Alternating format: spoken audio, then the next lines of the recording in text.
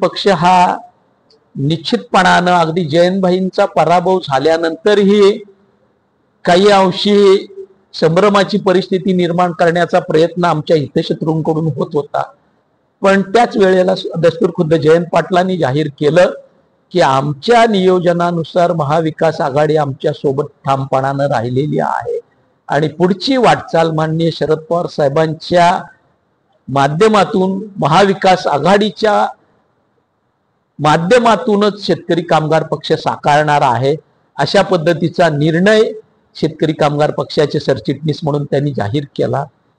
आम्ही मंडळी ही पनवेल उरणामध्ये ज्या वेळेस महाविकास आघाडीचं सरकार राज्यामध्ये स्थापन झालं त्यावेळेला तालुका स्तरावर झालेली सर्वात पहिली आणि या 4.5 वर्षाच्या कालखंडामध्ये अगदी अनेक प्रयत्नानंतर अनेक पेचप्रसंगानंतर ही घट्टपणानं राहिलेली महाविकास आघाडी आहे।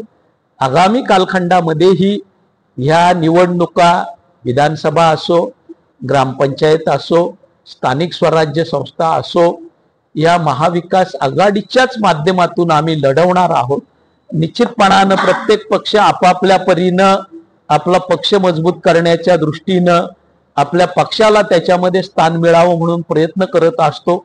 शेतकरी कामगार पक्षही त्या पद्धतीनं काम करतोय, पण निवडणुका ह्या शेतकरी कामगार पक्ष महाविकास आघाडीतूनच लढेल आणि महाविकास आघाडीमध्येच योग्य तो निर्णय पदरी कसा पडेल त्या दृष्टीनं प्रयत्न करेल।